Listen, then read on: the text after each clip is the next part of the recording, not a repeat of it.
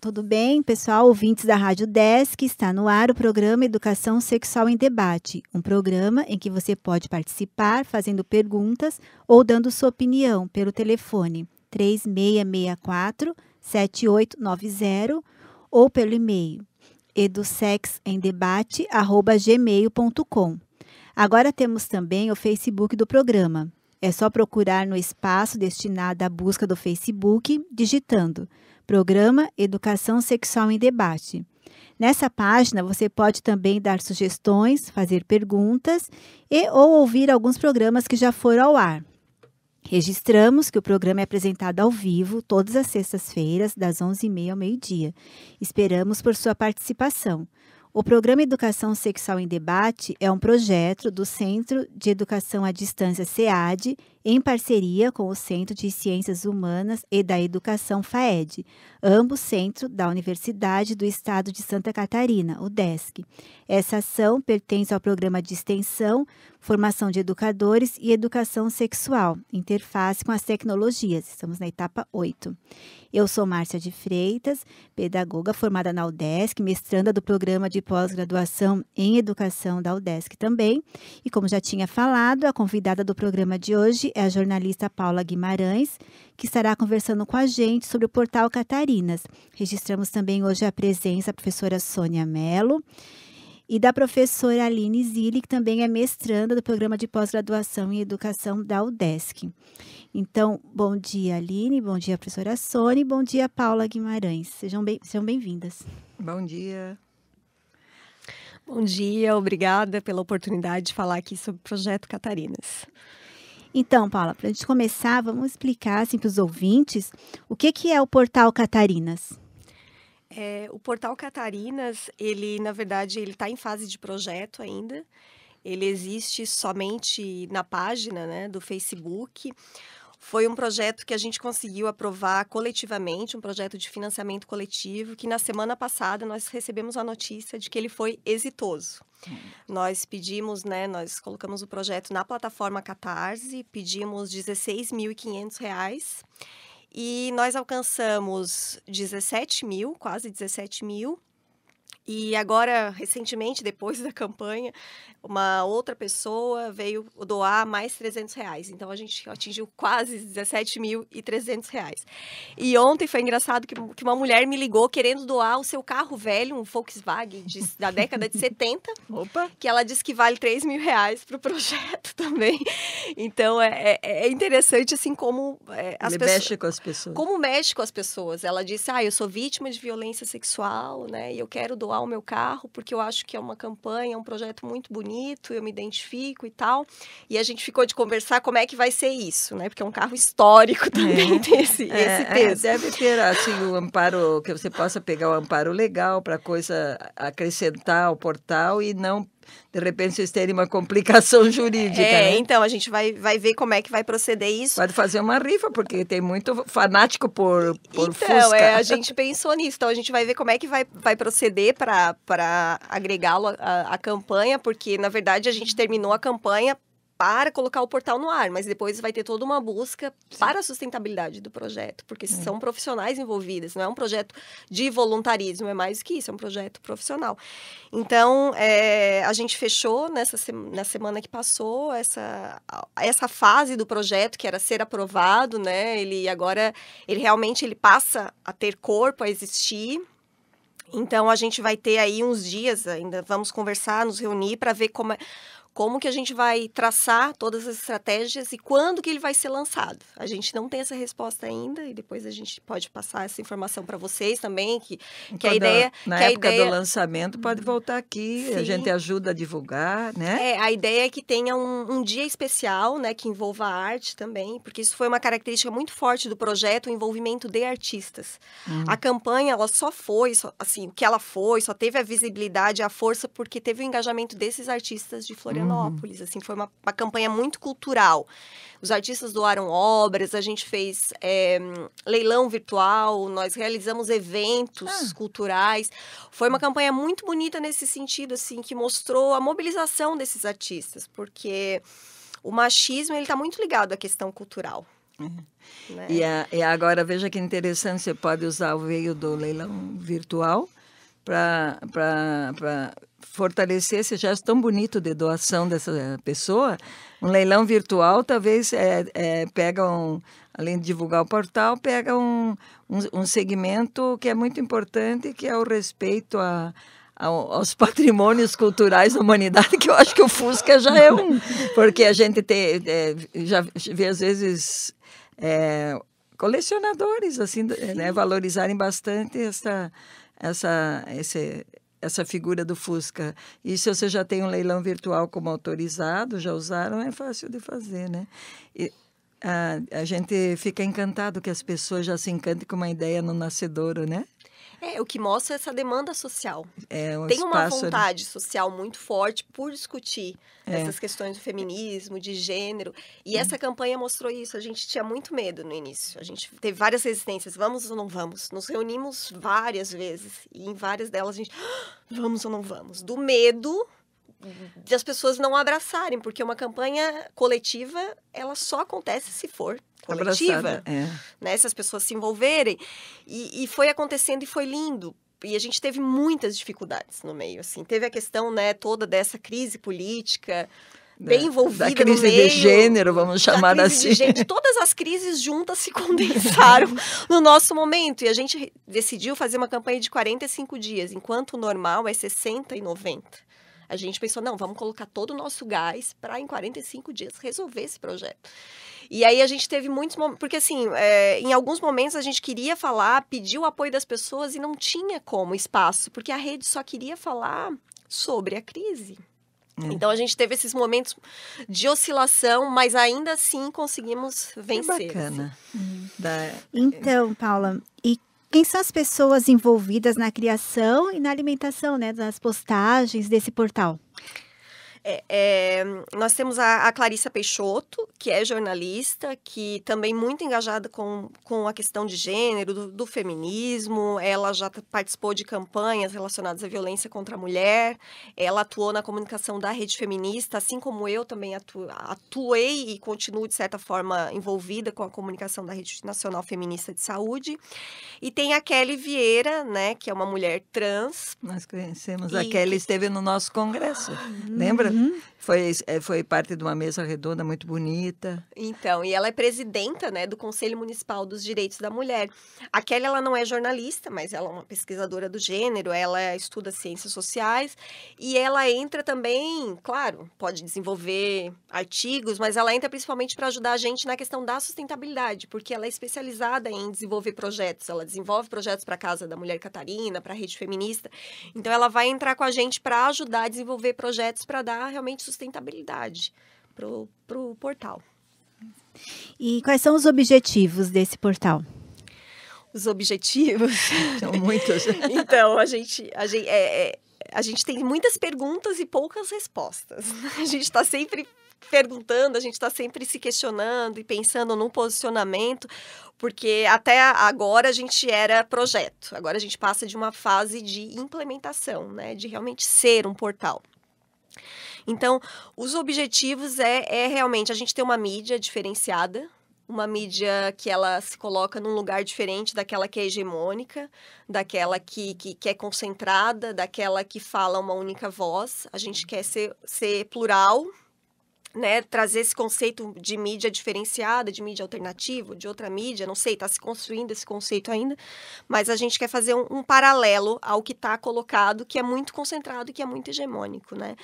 E num segundo momento a gente quer falar de gênero e de feminismo, porque a gente considera que é urgente para essa sociedade.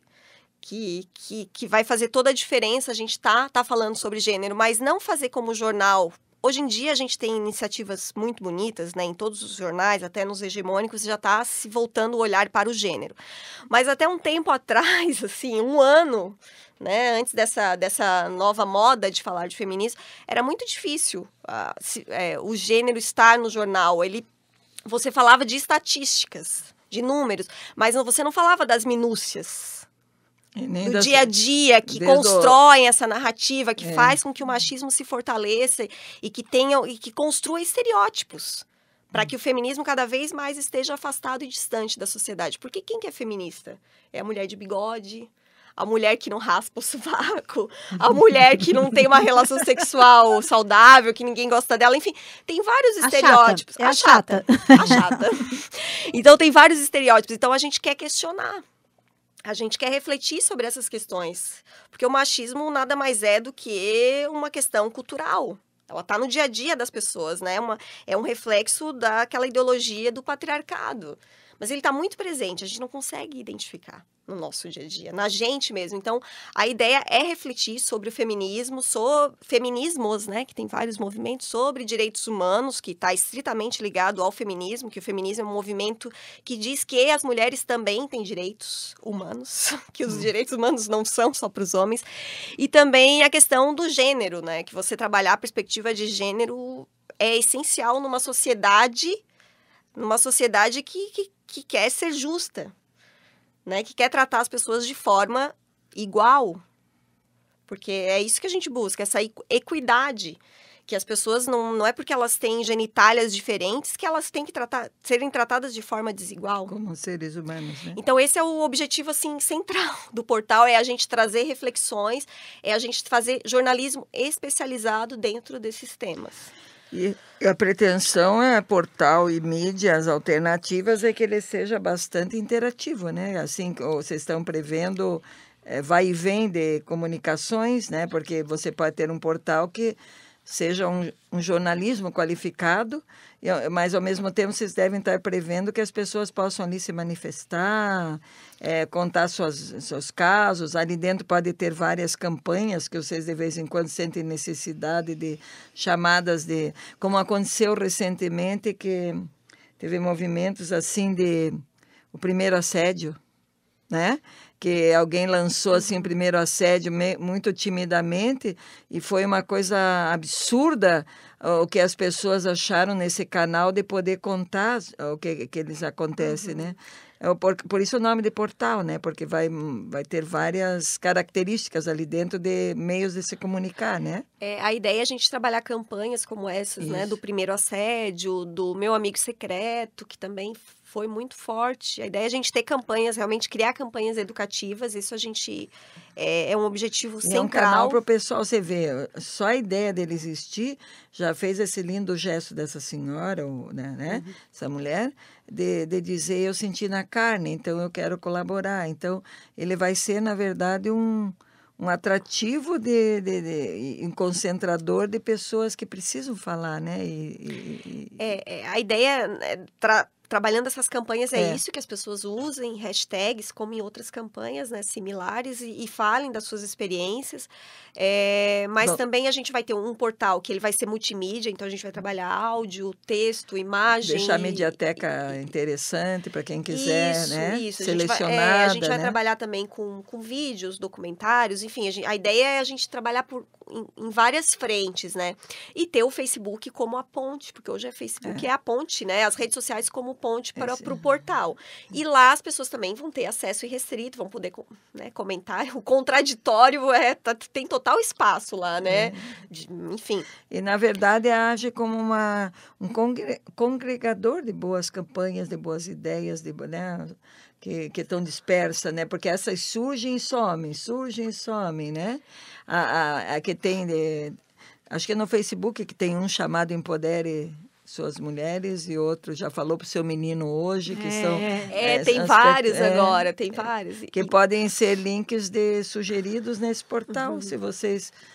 acho que vai ficar lindo o portal, eu já estou curiosa. O desafio é realmente essa construção cotidiana do feminismo. A gente quer estar diariamente propondo reflexões. Eu gosto de pensar que esse feminismos, para mim, que apontam, na verdade, para a construção de um novo humanismo, né? Porque eu entendo que, no sentido da exclusão e dessa dicotomia, dessa estereotipia, dessa valoração só por questão da genitália, a construção sociohistórico-cultural da questão do entendimento do que é ser homem e ser mulher, ele empobrece e desumaniza todos, homens e mulheres. Né? Que a gente sempre pensa assim, não é uma questão de um contra o outro, é na verdade todos serem contra esse empobrecimento do humano, que não é por terem no atestado que eu sou homem, sou mulher, tem que resultar nessas relações. Isso a gente, como você bem colocou, desde o Paleolítico, se a gente usar e entender, essa construção é terrível para o ser humano em geral, né? Porque quando a gente fala em direitos humanos, a gente está se apoderando do feminismo também, né? A gente é uma relação totalmente estreita, porque não pode existir direitos humanos se as mulheres estão subjugadas. É isso mesmo. E, na verdade, o que às vezes ocorre, o equívoco que a pessoa, o desavisado, ou porque a própria estereotipia aponta, acha que é uma guerra entre os sexos. Isso vai lá para os gregos, a guerra dos sexos, né? E na verdade, é uma questão de... não é um contra o outro, é contra essas definições estereotipadas e perversas, né, que empobrece todo mundo, né? Porque depois cai, inclusive, na estereotipia de uma frase que sempre diz, mas quem educa os homens são as mulheres. É outra coisa que vocês devem ouvir muito, né? É puro machismo, é muito forte esse machismo, mas as mulheres são educadas em qual sociedade? Entende? Então, nesse sentido... Até nisso a mulher é culpada, né? E, na verdade, e, na verdade, não é uma questão de inverter a balança. Agora vamos ter um tempo de ditadura do feminino, né? Não. Que seria igualmente um equívoco, porque daí ficava só quem ganha de vez em quando e o pobre espécie humana no meio. E a gente não pode se furtar do que está posto aí, as notícias do Facebook, tudo, que todo dia tem notícias ótimas, coisas desalentadoras que você vê que cai no número. O número não é uma estatística simples, são carne e osso, seres humanos.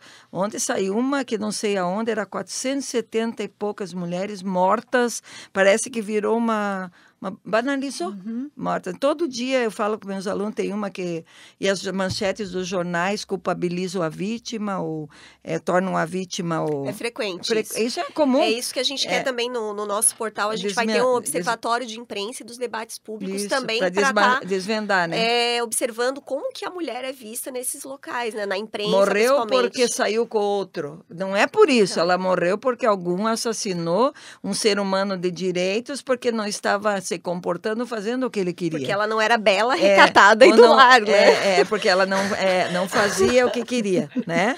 Entende? Então, e recentemente, né, a gente teve um caso, tenho tempo aqui, posso falar ainda mais um pouquinho? Recentemente, teve um caso de violência no final do ano passado.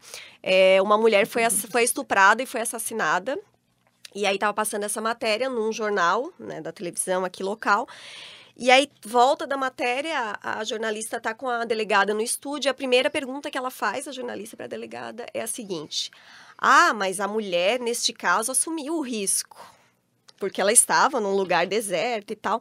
Ao que a delegada responde: mas a maioria dos estupros em Florianópolis, em Santa Catarina em geral, acontece dentro de casa. Então... atentem para o seguinte: viver é um risco para a mulher. Viver é um nem risco em casa para nem a na mulher. rua, né? Então, e aí as pessoas que olham em casa, realmente elas dizem: olha, o que a mulher foi fazer lá? Porque eu já vi pessoas da minha família, eu não culpo, porque são criadas com esse tipo de notícia, de a jovem grávida de 9 meses ter sido assassinada, porque ela tinha uma relação com um homem casado, e ela foi assassinada pelo homem porque ele não queria ter outro filho, né? Principalmente fora do casamento, né? E aí a primeira coisa que esse meu familiar fala: mas também essas meninas jovens, né? Se envolve com homem casado. O envolvimento é unilateral, né? Nós já estamos falando das violências, né? Que a Márcia... Isso. Tem uma curiosidade ali, né? Isso. Então, voltando a essa parte, no próprio site fala um pouquinho sobre Catarinas, né? Por que não é Catarina, é plural, né? Catarinas. Por que escolheu esse nome, né? Catarinas. E também falar um pouquinho, que também no próprio site fala sobre as violências sofridas pelas mulheres em casa e nas mídias, né? Já falou um pouquinho sobre isso. Complementa com mais alguma coisa? Assim? Sim, então, foi um debate muito aprofundado a escolha do nome, porque a gente pensou, eu fui a primeira a sugerir Catarinas, e aí a gente teve um debate no sentido, mas Catarina vai fazer alusão a santa, e a gente não quer, né, essa coisa do santa, a gente quer propor, né, outra história. Aí, enfim, ficamos... É uma Catarina laica. Mas aí a gente pensou assim, Catarina, tanto que é Catarinas, não é Catarina. Catarina como nome forte, poderia ser Josefina, né? Josefinas, Catarinas, nome forte. E também se apropriando dessa coisa de que Santa Catarina é o único estado com o nome de uma mulher. Valorizando essa força de um nome de uma mulher e também trazendo o olhar para esse local que tem um nome de mulher e ainda assim tem altos índices de violência. Porque já foi o 3º e atualmente é o 5º em estupros do país. Então a gente tem que olhar para isso, alguma coisa está errada. Né? Como que a mulher ela é vista, né? Como que a mulher ela sai nos jornais. Então tudo isso tem uma correlação forte. Porque o homem achar que a mulher estar na rua é motivo para ele abordá-la, né? Tá liberado. Tá liberado. E também acontece dentro de casa. Tem essa coisa do patriarcado muito forte de família. Também do pai, do padrasto, do familiar mais próximo, do avô. E as famílias escondem isso, o que é pior. Então, se a gente já tem o 5º, imagina se as famílias todas denunciassem os casos. Porque tem muita subnotificação. E isso tem uma interface muito grande com a violência sexual contra crianças, especialmente meninas, né? Que também é outra face disso aí. O ser humano proprietário daquele ser pode fazer o que quiser, entre aspas, né? Ontem nós tivemos o privilégio de ter na sala, que eu dou aula da educação, gênero e sexualidade, elas estavam muito curiosas em relação à atuação de conselho tutelar em defesas de famílias e onde acontece violência. A maioria meninas, as violências são contra mulheres, meninas, né? E daí nós levamos carne viva, levamos uma diretora de escola e uma orientadora educacional contar da caminhada delas na proteção dessas crianças. E vou te contar que por mais que eu tenha na estrada da vida e visto coisas e lidado com essa coisa de educação sexual, ontem eu saí de lá assim, tentando voltar a acreditar na raça humana, no ser humano, porque o que elas contaram de criança de 8 anos, a escola percebe situações absurdas, dolorosas, e como foi difícil também a ajuda a esta mulher, menina, com todo o aparato do Estado, e como, mesmo tendo na lei tudo, essa discussão tem que acontecer. Esse portal vai, inclusive, ter espaço para a gente colocar, chegar e propor campanhas nesse sentido. A violência começa de pequenininha, né? Não nasce no dia, né? Então, eu acho que, nesse sentido, a gente também vai ficar vigilante com o portal. Eu acho tão lindo que ela seja otimista por ganhar 17 mil reais. Eu achei lindo. Não, eu digo assim, é lindo que chegou, mas eu digo assim, meu Deus, olhando no país da malversação do dinheiro público, né? Dessa tipo de gente que a gente precisa muito, que pega um limão e faz uma limonada. Então, para quem está sintonizando agora na Rádio Desk, estamos com o programa Educação Sexual em Debate. E a convidada do programa de hoje, a jornalista Paula Guimarães, está conversando com a gente sobre o portal Catarinas. Então, Paula, uma das primeiras matérias que vai ser lançada no portal é sobre o aborto. Vocês lançaram um olhar sobre os dois lados do aborto, né? O legalizado e o clandestino, independente pró-vida ou pró-escolha. Como foi o acesso a esses dados? Nós estamos ainda numa fase de pré-produção, de levantamento das informações, de fontes. Na semana que vem aí, na próxima semana, a gente já começa com entrevistas. O que a gente percebe já, né? Essa dificuldade de chegar nas pessoas e principalmente nos dados. Porque também há muita subnotificação do aborto. E essa subnotificação, essa forma de não distinguir os tipos de interrupção de gravidez, isso é gravíssimo para um país. Para a saúde pública. É gravíssimo, porque primeiro que não há distinção do que é o aborto legal, não tem números. Você tem um total de números. Um exemplo, né? 1.500 abortos no último ano. E não se sabe nesse número o que é legal e o que é clandestino. Porque o clandestino, já pelo próprio nome, não aparece... Mas as mulheres vão para os hospitais, no final, muitas vão, nem mas todas. Vai mascarado, então, né? Você não sabe o que é voluntário, o que é involuntário, que eu acho que até aí tudo bem. Tudo bem não, mas assim, é mais difícil de identificar. Agora, não saber o que é legal, se tem toda uma burocracia quando a mulher vai acessar o aborto legal, atrás do aborto legal, que é nos casos de estupro, de anencefalia e de gravidez de risco. Se tem toda essa burocracia, como que não se sabe o que é o aborto legal? Desse número total, quais são relacionados ao aborto legal?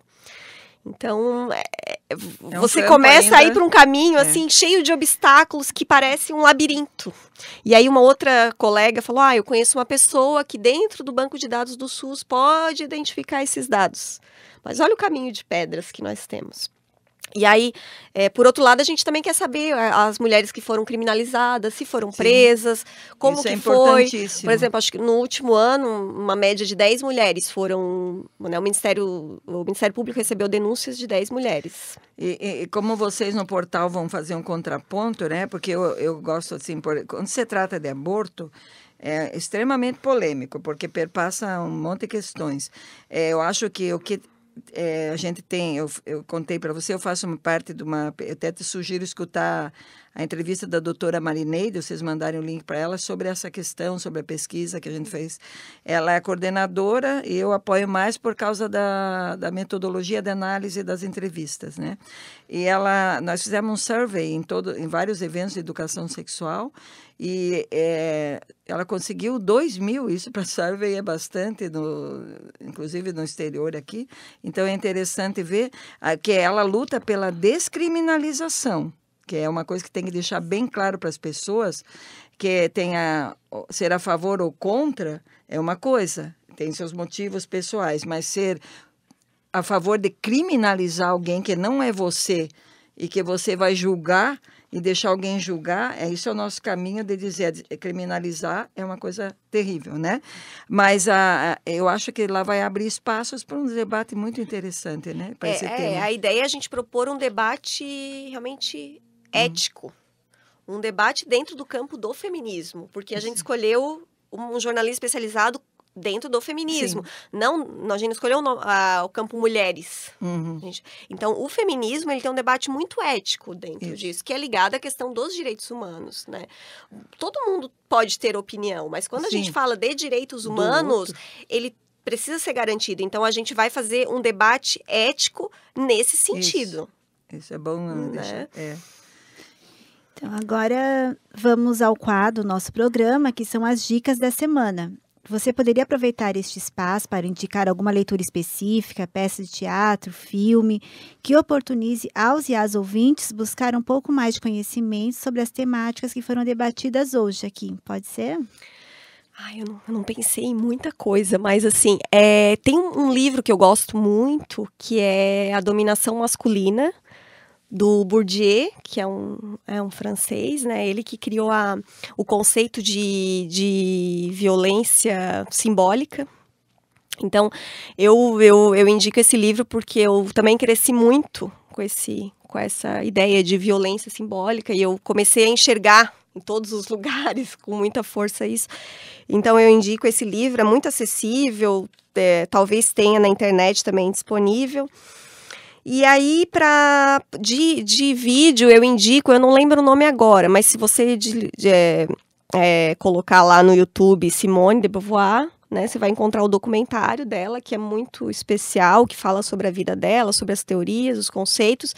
E ela diz, né, depois que ela terminou o primeiro livro dela, que traz aquela questão de que a mulher torna-se mulher, não nasce mulher, ela diz que... sexo. Ela diz assim, que o macho não nasce macho. Ela diz que ela complementaria no livro isso. Ele torna-se macho. Como ela diz, ninguém nasce mulher, torna-se mulher, né? Ela diz que o macho também não nasce macho, torna-se macho. Então, é toda uma construção social para colocar o menino numa caixinha e a mulher em outra caixinha. Então, acho que essas duas indicações estão legais aí. Eu queria te sugerir, não sei se você já conhece as produções, tem duas produções muito importantes, recentes.